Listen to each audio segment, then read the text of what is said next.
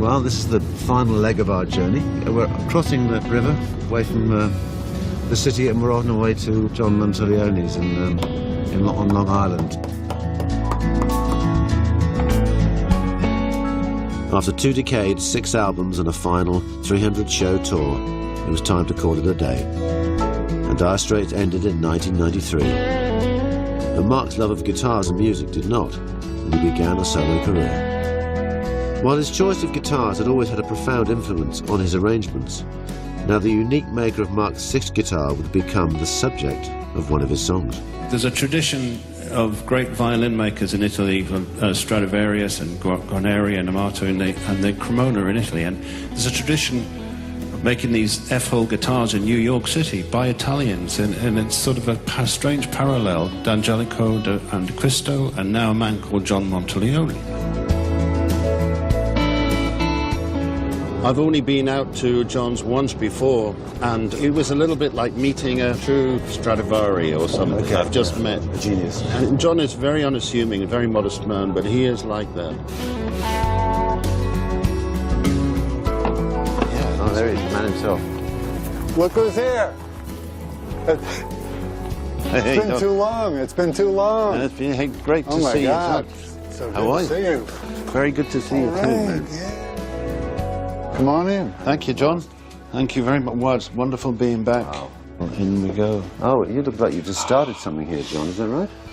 Yeah, I got into a project in anticipation of you guys today showing up, so I started making what you see is a pile of sawdust, the appropriate thing to have. From his workshop, John Monteleone makes each of his guitars by hand, crafting logs of wood into musical works of art. This was one piece of wood before it was sawed down the middle and cut in half. You know, so now I can saw it open and cut it and join it in the middle. That makes it wide enough to be that back. But at this stage already, it has some resonance and pitch to it, and that's where the real magic comes into the sound or the possible potential sound of any instrument. And in Mark's case, I pulled out a bunch of pieces for him to look at, and then I was tapping those pieces to kind of assess, yeah, that's the one. I want to kind of identify what it is that the purpose is going to be for that instrument. What is it going to be used for? What do you want to do with it? So we would talk about that. We would have those conversations. Which presumably is going to make every guitar sound different than what you make. They will be different. They may have a similar character, but they'll have different personality.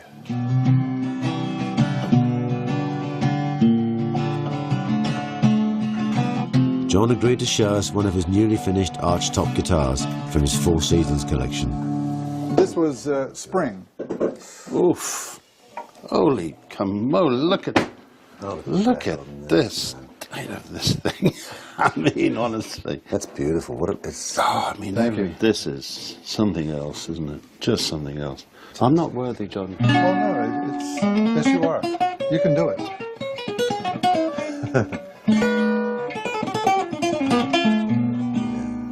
For the uninitiated, the difference between an archtop and a flat top, very simply. Well, the simple explanation is that a flat top has a fixed bridge. This is the bridge area here.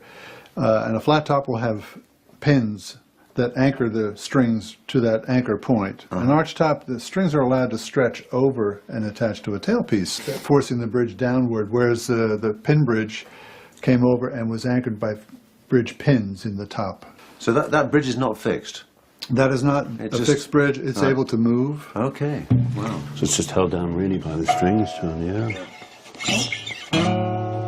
There's kind of another interesting aspect to this whole story is the fact that Mark actually wrote a song about this, and wrote a song about you, in fact, actually, in relation to the guitar. And in fact, I think you were actually building the guitar while Mark was writing the song or recording it. Were you recording it at the time? Well, as John was building the guitar, he'd send me the occasional email. And, you know, and he did, with those little pictures of the build as it was going on. And he would always end his emails with a little sign-off saying, well, the chisels are calling, you know, or it's time to make sawdust, you know. And they're very charming little sign-offs, and they became lines for the song. And so, you know, it would be something like,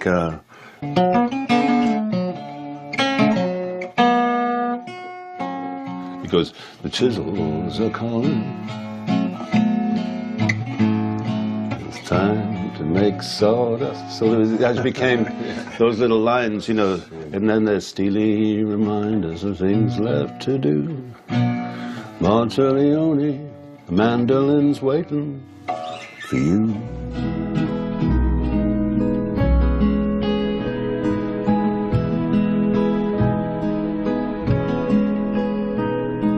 The chisels are calling, it's time to make sawdust. Steely reminders of things left to do. Monteleone, a mandolin's waiting for you. When I first heard the Monteleone song, I was taken by surprise, really. I'd gone to London, and I couldn't wait to hear it. His studio is so gorgeous and beautiful, and he sat me down in the captain's chair, and he put the CD on, and they played that piece.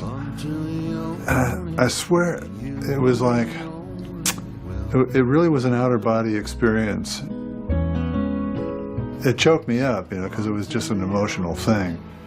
I thought, this has got to be the most outside thing that I would have ever expected.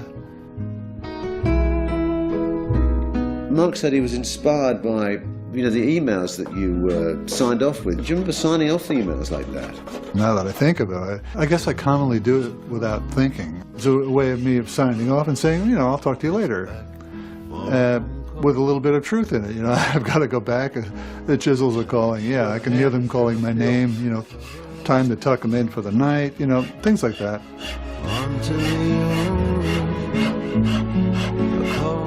Who would have ever thought that would end up in a song? And that's totally off the wall. But it's amazing. Totally amazing. Very unexpected.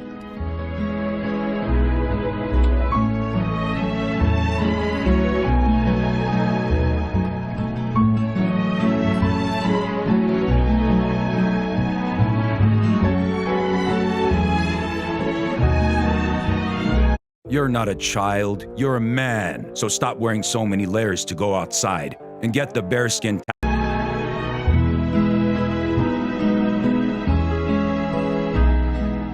So Mark's final guitar is the Monteleone, known as the Isabella, which was far too precious to come with us to New York. Those were Mark Knopfler's guitar stories.